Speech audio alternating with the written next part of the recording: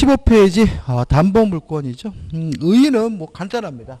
돈 빌려주고 어떻게 하면 안 띄고 제대로 받을까 이거 고민하는 것이 담보제도인데 두 가지 방법이 있죠. 보증인을 세우는 경우를 우리가 인적담보라고 하고요. 담보를 설정해 주는 걸 우리가 물적담보라고 하는데 보증인 제도는 시험 범위가 아닙니다. 우리는 물적담보만 시험 범위고요. 넘겨보시면 담보물권의 종류 우리가 볼 것들이고 2번 담보물권에 뭐가 나오냐면 특징이 나오죠. 1. 부종성. 채권이 주된 권리고 담보물권은 종된 권리입니다. 따라서 채권이 소멸하게 되면 담보물권도 자동으로 소멸하게 되고요. 채권이 이전하게 되면 담보물권도 같이 쫓아가게 되는데 그것이 양가로 뭐죠? 1번이죠. 다만 이러한 부종성이 예외적으로 완화되는 경우가 있는데 약정 담보물권 특히 근저당권에도 그런 특징이 나타나고 뒤에서 배울 문제고 수반성 나와 있고 불가분성은 전액 변제할 때까지 담보물권은 목적물 전부에 그 효력이 미친다는 거죠. 예를 들어 가지고 1억을 빌리면서 저당권 설정했는데 5천만 원 갚았다고 저당권이 반으로 줄은 거 아니다. 전액 다 갚을 때까지 저당권은 담보 목적물 전부에 그 효력을 미치는데 여기서 불가분성이라고 하고요. 그다음 우측 상단에 물상대해성은 대단히 중요한 거고 이거는 저당권 할 때 자세히 설명드릴 겁니다. 대표유죄도 나중에 풀어보고요. 그다음 담보물권의 효력에서 1번 우선 변제적 효력이 있다. 다시 말하면 배당 순위가 주어지고요. 2번 유치적 효력은 변제할 때까지 반환을 거부할 수 있는 효력인데 유치권의 주된 효력이고 3번 수익적 효력은 담보 목적물로부터 수익을 챙기는 효력인데 우리 현행법상 수익적 효력이 인정되는 담보물권은 단 한 개도 없죠. 넘겨보시면 이제 본격적으로 이제 뭐가 나오냐면 유치권이 나옵니다.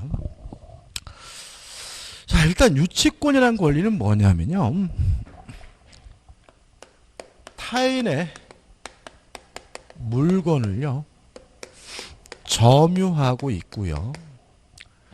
또 그 채권이 타인의 물건에 관하여 생긴 채권이고요. 이 채권의 변제기가 이미 도래한 상태라면 이때는 유치권이 성립하게 되고요. 유치권이 성립하게 되면 유치권자는 채무를 변제할 때까지 못 돌려주겠다 반환을 거부할 수가 있는 거죠.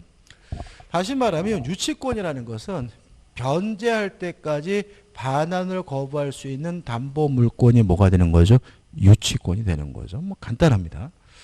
교재 보시면은 2번 유치권의 법적 성질에서 담보물권이지만 우선 변제권과 물상대의성이 없어요. 왜 그런지 좀 이따 설명드릴 거고요.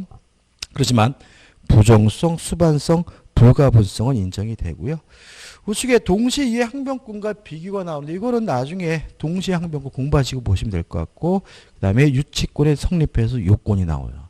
간단하게 정리하면 됩니다. 이거. 첫째, 유치권의 객체는 타인의 물건입니다. 따라서 동산일 수도 있고 부동산일 수도 있습니다. 다만 주의하실 것은 반드시 타인의 물건이야 되므로 어떤 이유든지 간에 자신이 소유하고 있는 물건에 대해서는 유치권이 뭐 될 수 없냐면 성립될 수가 없습니다. 그 다음 유치권이 성립되기 위해서 반드시 유치권자는 점유를 해야 되는데 이 점유는 직접 점유든 간접 점유든 따지지 않아요. 근데 여기서 하나 좀 조심할 것은 뭐가 있는데 뭐냐 하면 채무자가 직접 점유하고 있다. 이런 말이 나오면 채무자가 직접 점유하고 있다는 말은 유치권자가 목적물을 간접 점유하고 있는 게 아니라 실질적으로 점유를 상실한 겁니다. 왜냐하면 채무자가 직접 점유했다는 말은 채무자의 그 물건을 뭐 한 거죠? 반환한 거거든요. 따라서 이거는 실질적으로 간접 점유하고 있는 것이 아니라 점유를 상실한 것이기 때문에 점유권이 성립되지 않는다는 것이 우리 판례 입장임을 주의하시기 바라고요. 그 다음에 반드시 점유를 해야 됩니다. 따라서 어떤 이유든지 간에 점유를 상실하게 되면 유치권은 뭐 하게 되냐면 소멸하게 돼요. 따라서 유치권에 기한 반환 청구권은 인정되지 않습니다. 반환을 청구한다는 말은 유치권자가 뭐 했다는 얘기죠? 점유를 상실했다는 얘기고요. 점유를 상실하게 되면 유치권은 무조건 소멸돼야 되기 때문에 유치권에 기한 반환 청구권 인정되지 않아요. 그 다음에 점유를 상실하게 되면 유치권이 소멸되기 때문에 물상대위권도 인정되지 않습니다. 좀 이따 말씀드리겠지만 물상대위는 목적물이 멸실된 경우에 인정이 되거든요. 그럼 목적물이 멸실됐다면 점유를 뭐 한 거죠? 상실한 거고 유치권은 뭐가 돼야 돼요? 소멸이 돼야 되니까 물상대위는 인정되지 않습니다. 그 다음에 채권이 그 물건에 관하여 생긴 채권이어야 되거든요. 따라서 그 물건을 수리한 필요비나 그 물건을 개량한 유익비나 또는 그 물건을 신축한 공사대금 채권은 그 물건에 관하여 생긴 채권이니까 뭐가 성립하게 되냐면 유치권이 성립하게 되는데 반해서 임차 보증금이나 또는 권리금 또는 매매대금은 그 물건에 관하여 생긴 채권이 아니라 임대차라는 쌍무계약, 매매라는 쌍무계약으로부터 발생한 채권이기 때문에 유치권이 성립되지는 않습니다. 중요하죠. 근데 반드시 변제기가 도래해야 돼요. 따라서 유익비에 대해서 법원이 상환기간을 허용했다면 유치권이 성립되지 않는다. 왜냐하면 법원이 상환기간을 허용했다는 말은 한 달 후에 줘라, 두 달 후에 줘라. 뭐 한 거죠? 변제기가 도래하지 않은 거죠. 규제 보시면 목적물 유가증권도 나오는 유가증권은 몰라도 돼요. 동산, 부동산이다. 넘기셔가지고 2번 채권과 목적물 사이에 결연관계에 있어야 된다는 말은 그 물건에 관하여 생긴 채권이어야 된다는 얘기고 교재 내용 보면 굉장히 복잡하게 나와 있는데 우리 시험에 나오는 건 이게 전부예요. 필요비, 유익비, 공사대금은 유치권이 성립되지만 임차보증금, 권리금, 매매대금에 대해서는 유치권이 성립되지 않는다. 판례도 뭐죠? 같은 취지고요. 판례에서 하나 좀 봐야 될 것은 뭐냐면 이런 얘기네요. 판례에서 뭘 봐야 되냐면 그 핵심 판례 두 번째 판례인데 손해배상 채권이 유치권의 대상이냐 아니냐를 판단할 때는 이 손해배상 채권을 발생시킨 원래의 채권을 기준으로 판단한다는 판례입니다. 중요한 판례입니다. 따라서 만약에 원래 채권이 유치권의 대상이라면 그로 인한 손해배상 채권도 유치권의 대상이고요. 원래 채권이 동시이행항변권이라면 그로 인한 손해배상 채권도 동시이행항변권이다. 따라서 예를 들어서 필요비를 제때 주지 않아서 발생한 손해배상 채권이라면 필요비는 뭐예요? 유치권이니까 손해배상 채권도 뭐가 돼요? 유치권이 되고요. 보증금을 제때 반환하지 않아서 발생한 손해배상 채권이라면 보증금 반환은 유치권이 아니니까 손해배상 채권도 뭐가 아니죠? 유치권이 아니다.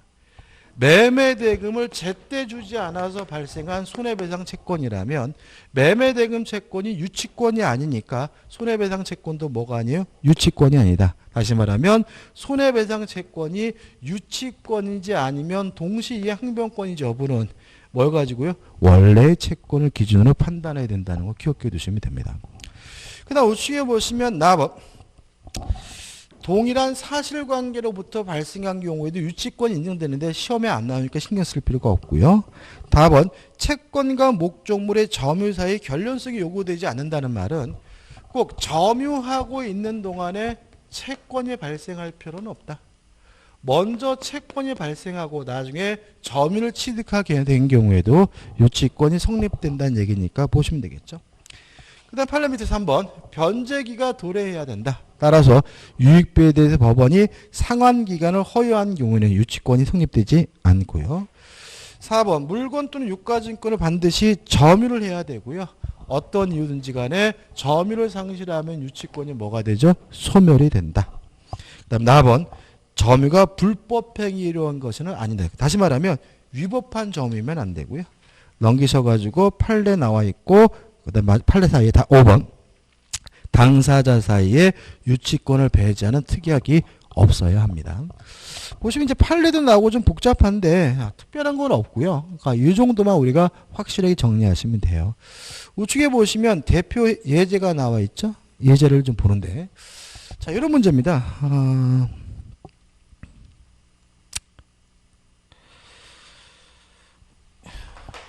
예를 들어 가지고요. 갑이라는 사람이 아파트 창호 공사를 하는 사람이에요.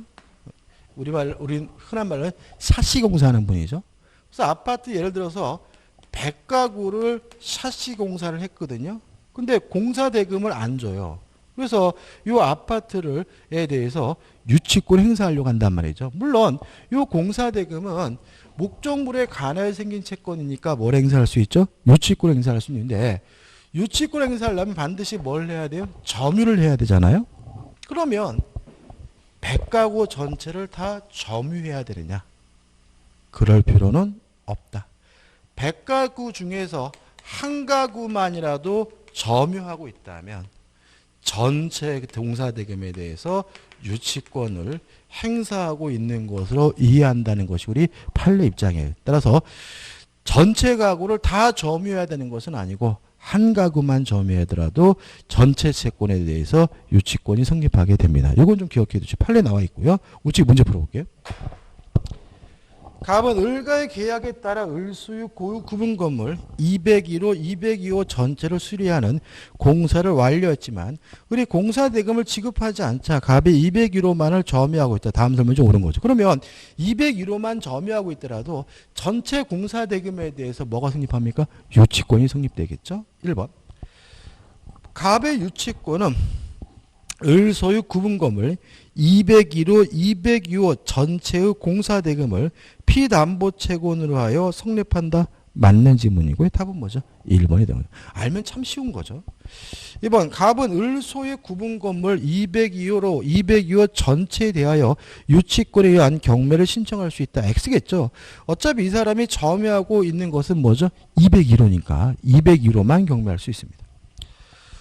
3번 갑은 201호에 대해 경매 절차에서 매각대금으로부터 우선 변제받을 수 없다. 자, 유치권은 특징에 뭐가 있냐면 경매권은 있어요. 그렇지만 뭐는 없냐면 우선 변제권은 없거든요. 왜 그럴까요? 아까 우리가 소멸되는 권리만 배당을 받을 수 있죠. 소멸되는 권리만 우선 변제받을 수 있잖아요. 근데 유치권은 경매가 되더라도 원칙적으로 뭐 되잖아요? 소멸되지 않으므로 배당을 받을 수 없다. 우선 변제권이 없습니다. 그래서 유치권자는 경매가 되더라도 원칙적으로 뭐 되지 않아요? 소멸되지 않으므로 우선 변제권이 없다. 배당 순위가 주어지지 않거든요. 따라서 한번 갑은 201호에 대한 경매 절차에서 매각대금으로부터 우선 변제를 받을 수 있다. X가 되는 거죠. 4번 갑이 을의 승낙 없이 201호를 병에게 임대한 경우 을은 유치권의 소멸을 청구할 수 없다가 아니라 있다가 되고요.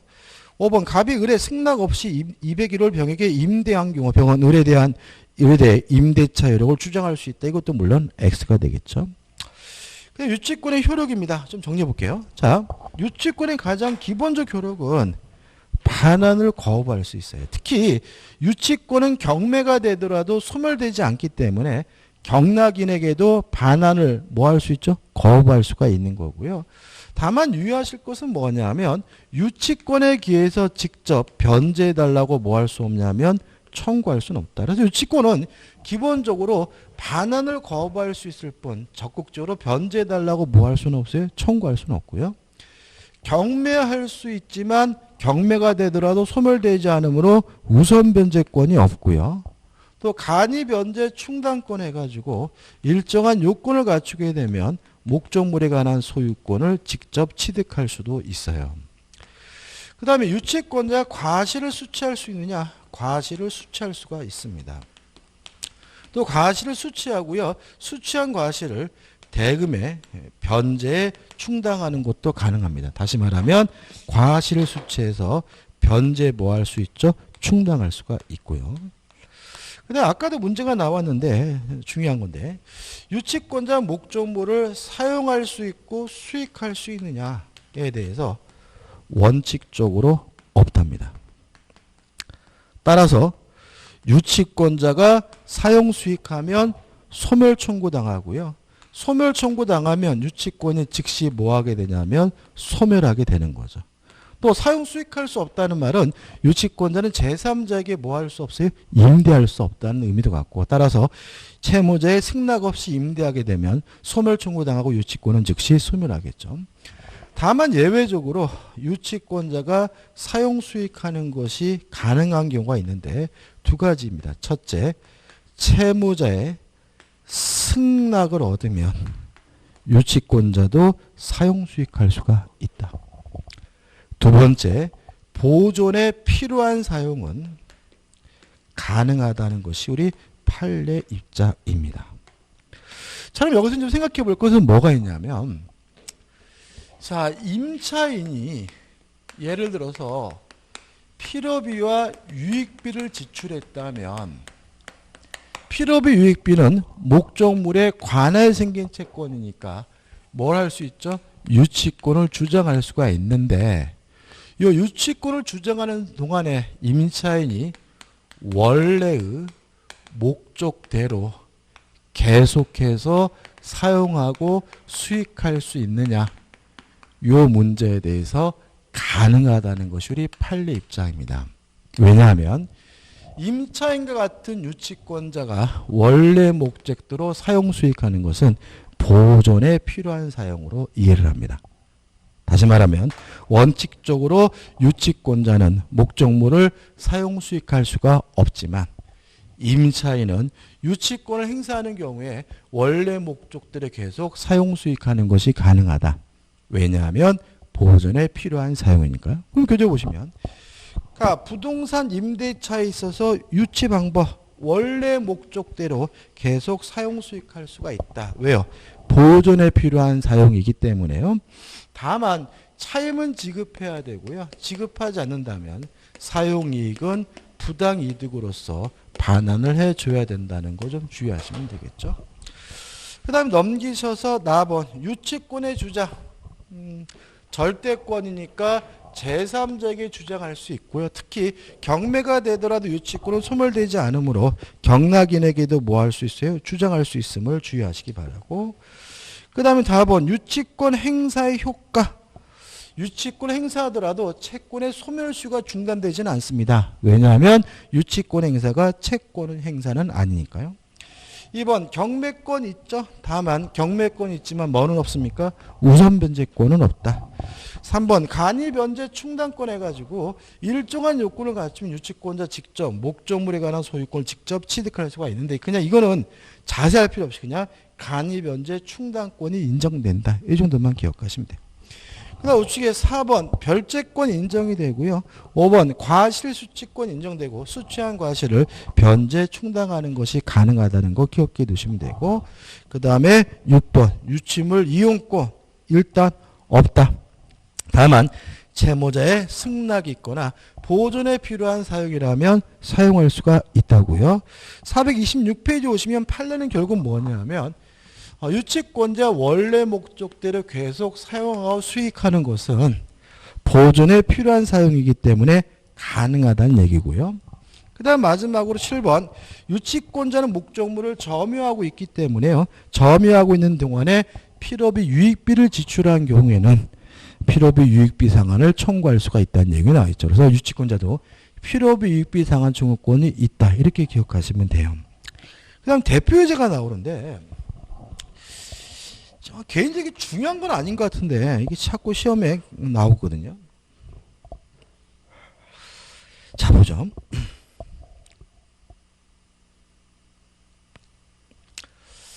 자 유치권은 경매가 되더라도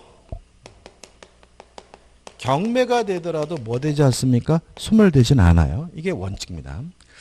근데 우리 판례에 따른다면 경매 개시 결정 등기. 다른 말로 하면 압류의 효력이 발생하기 전에 유치권이 성립을 해야 그 유치권을 가지고 경락인에게 대항할 수가 있고요. 경매 개시 결정 등기 후에 압류 효력이 발생한 후에 유치권이 성립하게 된 경우에는 그 유치권을 가지고 경락인에게 대항할 수가 없다라고 판시하고 있습니다. 이렇게 판시하는 이유는 뭐냐면 경락인을 보호하기 위한 거거든요. 예를 들어 가지고 제가 아파트를 경매를 가다 보려고 등기부 등본도 확인해보고 가서 보니까 유치권자가 없어요. 그래서 유치권이 없어가지고 안심하고 경락을 받았는데 그 후에 유치권이 성립했다는 이유로 저에게 대항할 수 있다면 함부로 부동산은 뭐 할 수 없어요? 경락받을 수가 없는 거죠. 그래서 이 경락인에게 유치권을 가지고 대항하려면 최소한 언제까지 성립해야 되냐면 경미 개시 결정 등기 전까지. 다른 말로 하면 압류 효력이 발생하기 전까지 유치권이 성립해야 경락인에게 자신의 유치권을 가지고 뭐 할 수 있어요? 대항할 수 있다는 거 하나 추가로 기억해 두시면 돼요. 그럼 문제 풀어볼게요. 갑은 X 건물에 관하여 생긴 채권을 가지고 있다. 을의 경매 신청에 따른 X 건물의 압류 효력이 발생했어요. 그러니까 압류 효력이 발생했다는 말은 경매 개시 결정 등기가 됐다는 얘기입니다. 병은 경매 절차에서 X 건물의 소유권을 취득하였다. 다음 중 갑이 유치권자죠. 병에게 유치권 행사할 수 있는 경우를 모두 고른 거죠. 그러면 이 갑이 유치권자로서 병에게 대항하려면 언제까지 성립했어야 돼요? 경매 개시 결정 등기 전에. 압류 효력이 발생하기 전에 성립해야 되겠죠. 따라서 기억. X 건물의 위 압류 효력이 발생한 후 갑이 X 건물의 점유를 이전받았다면 후에 유치권 성립됐다면 경락인에게 뭐 할 수 없죠? 대항할 수가 없죠. 니은번. X 건물의 위 압류 효력이 발생한 후에 피담보 채권의 변제기가 도래했다. 그럼 이것도 경매 개시 결정 등기 후에 뭐예요? 발생한 거잖아요. 따라서 경락인에게 뭐 할 수 없죠? 대항할 수가 없죠. 디귿번. X 건물의 위 압류 효력이 발생하기 전에 갑이 유치권을 취득했어요. 그러면 경매 개시 결정 등기 전에 유치권이 뭐죠? 성립됐다면 경락인에게 뭐 할 수 있어요? 대항할 수가 있고요. 경매가 되더라도 유치권은 무조건 뭐 되지 않아요? 소멸되지 않으니까.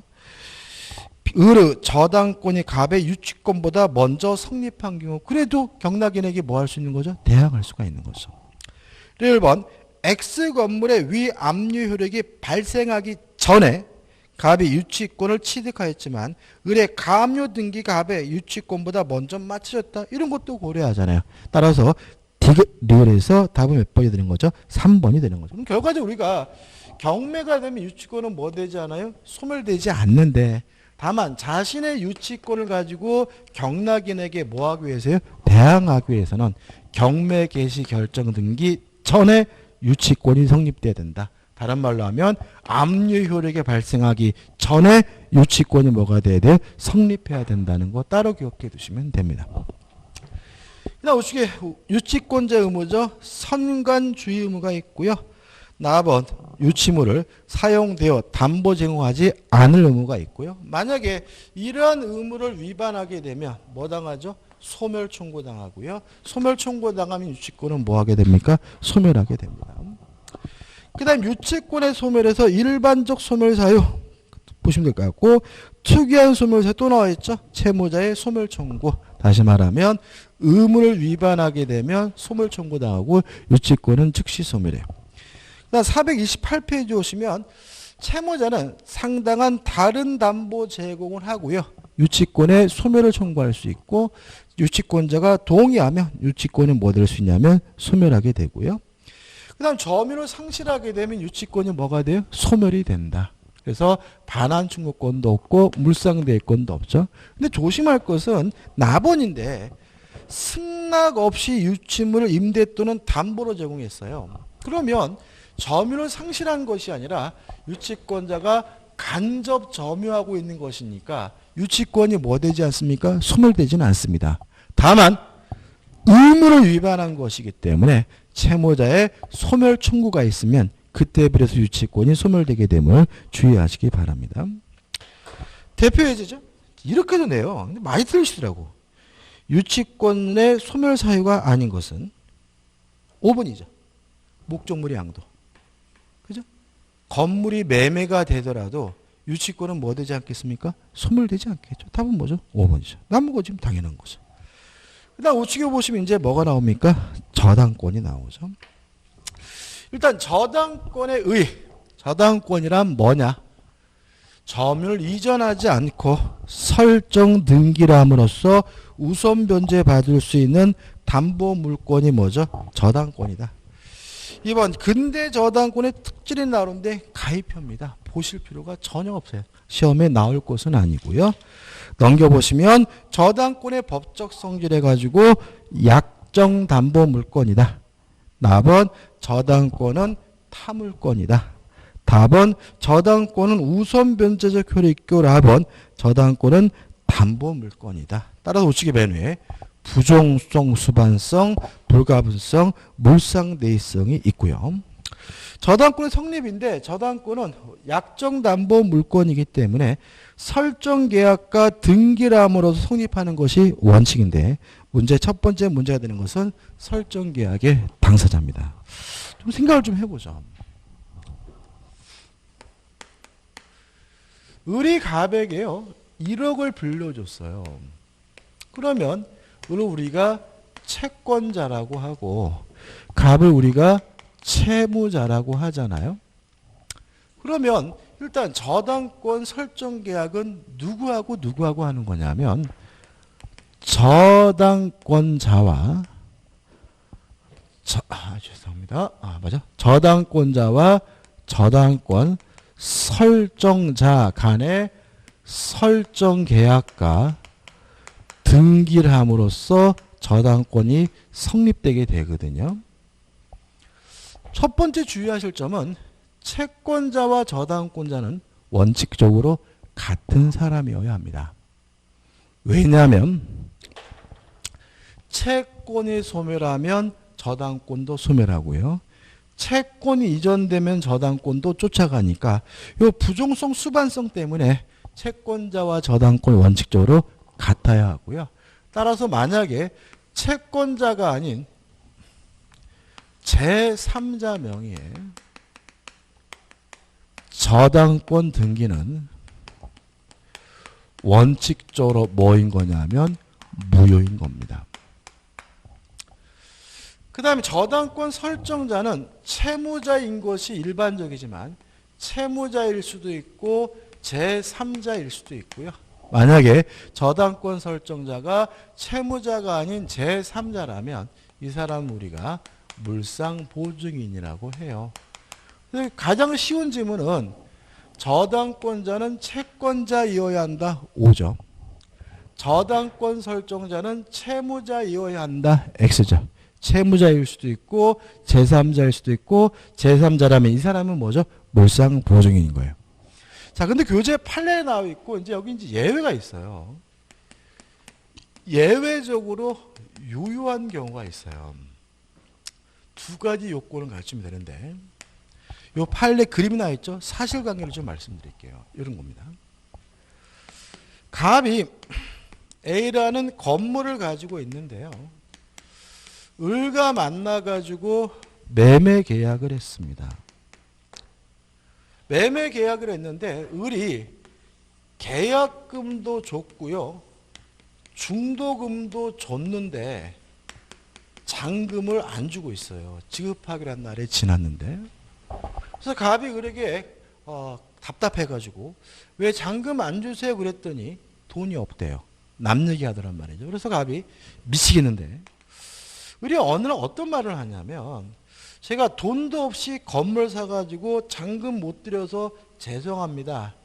다행스럽게 병이라는 사람이 이 건물을 사겠다고 합니다. 그래서 병한테 이 건물을 팔면 병으로부터 매매대금을 받을 거고 병으로부터 매매대금을 받으면 제가 잔금을 치르겠습니다라고 얘기하는 거죠.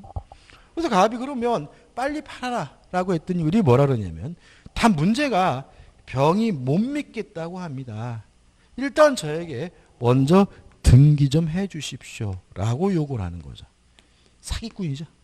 이게 조심하셔야 됩니다. 이거. 그러니까 사기당할 때 보면은 뭐가 씌운 것처럼 말도 안 되게 당하는 경우가 많아요. 물론 갑에는 어떤 걸 걱정했냐면 요 잔금 만든 게 중요하긴 하지만 먼저 등기해 줬다가 돈도 안 주고 도망가 버리면 완전히 갑은 뭐죠? 낙동강을 오래하잖아요. 그래서 갑이 어떤 생각을 하냐면 을한테 이전 등기해 주기 전에 저당권을 먼저 설정하고 등기를 해주면 안심할 수 있잖아요. 근데 문제는 자기 앞으로 소유권 등기가 되어 있기 때문에 자기 앞으로 뭘 하지 못해요? 저당권 설정 등기를 못하는 거죠. 그래서 누구 앞으로 했냐면 부인 앞으로 했어요. 부부죠. 그래서 와이프 앞으로 저당권 설정을 해놓고 을 앞에 뭐죠? 이전 등기를 해줬더니 이놈이 돈 받고 도망가 버렸어요. 그래서 요 갑이 자기 와이프 이름으로 되어 있는 요 저당권을 근거로 해서 경매를 신청하게 된 거죠. 누가 난리 났죠? 병이 난리 났겠죠. 그죠? 그래서 병이 어떤 주장을 하냐면 채권자와 저당권자는 같은 사람이어야 하는 거다. 근데 요 잔금의 채권자는 갑이고 저당권자는 정이니까 요 저당권 등기는 무효다. 따라서 경매 신청할 수가 없다라고 병이 주장한 것에 대해서 우리 대법원이 답변을 하고 있습니다. 판례 한번 읽어볼게요. 그림이 되죠. 자, 읽어볼게요. 채권과 그를 담보하는 저당권은 담보 물권의 부수성에 의하여, 여기서 부수성이란 말은 뭐죠? 부정성, 수반성이죠. 에 의하여 그 주체를 달리할 수 없으나, 다시 말하면 채권자와 저당권자는 같은 사람이어야 하지만 채권 담보를 위하여 저당권을 설정하는 경우 제3자 명의로 저당권 등기를 한 데 대하여 채권자와 채무자 및 제3자 사이에 합의가 있었고, 그래서 첫 번째 요건은 3자 간의 합의가 존재하고죠. 다시 말하면 갑, 을, 정 3자 간에 뭐가 있어요? 합의가 있고요. 계속 보시면 나아가 제3자에게 그 채권이 실질적으로 기속되었다고 볼 수 있는 특별한 사정이 있는 경우에는 제3자 명의의 저당권 등기도 유효하다. 두 번째 요건이 제3자를 실질적인 의미의 뭐로 볼 수 있어요? 채권자로 볼 수가 있다면 요 제3자 명의의 저당권 등기도 뭐죠? 유효하다는 거죠. 자, 한번 생각해 보죠. 정은요, 처죠, 처. 그러면 우리가 보통 이혼하게 되면 재산분할 청구를 할 수 있잖아요. 이 말은 뭐냐면 남편 이름으로 등기가 되어 있더라고 해도 남편 것만은 아닌 거예요. 실질적으로 누구 거이기도 한 거죠? 처의 부인 것이기도 한 거거든요. 따라서 형식적으로는 잔금이 남편만이 채권자인 것처럼 보이지만 실질적으로 잔금도 누구도 채권자인 거예요? 부인, 처도 채권자라는 거죠. 따라서 이 정은 실질적 의미에서 뭐이기 때문에 채권자이기 때문에 요 저당권 등기는 무효가 아니라 뭐죠?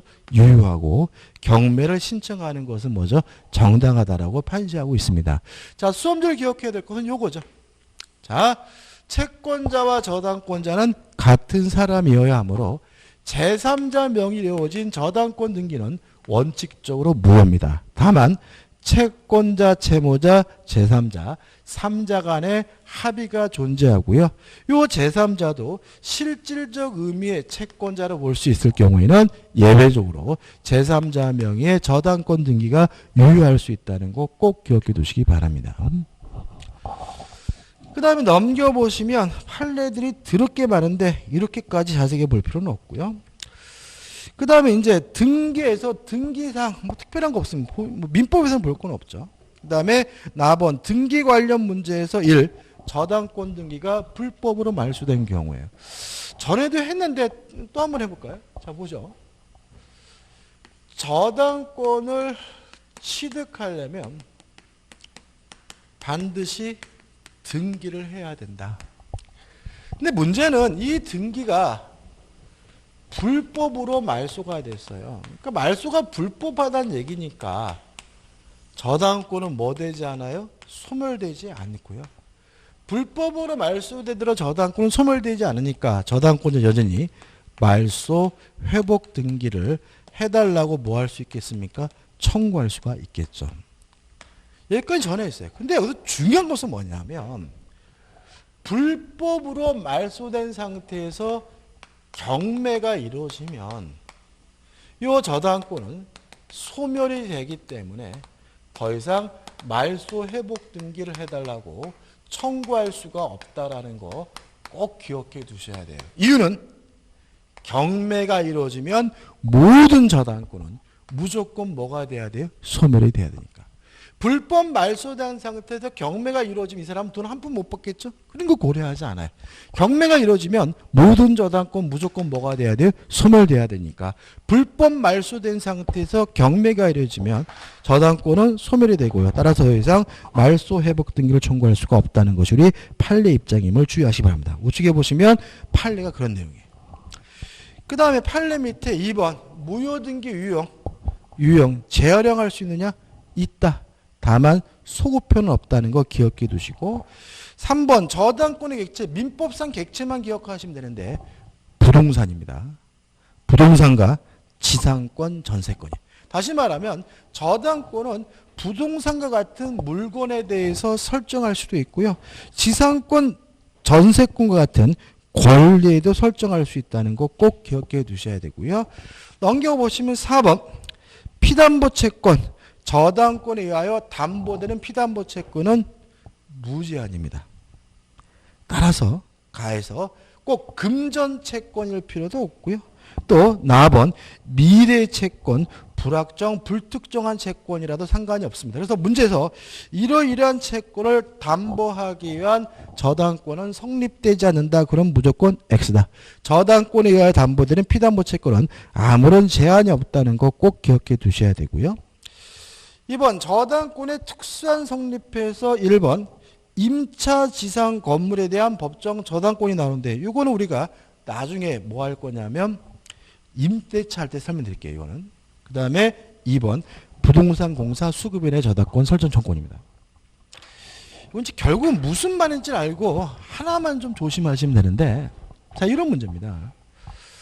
자 갑과 도급 계약을 했어요. 을이.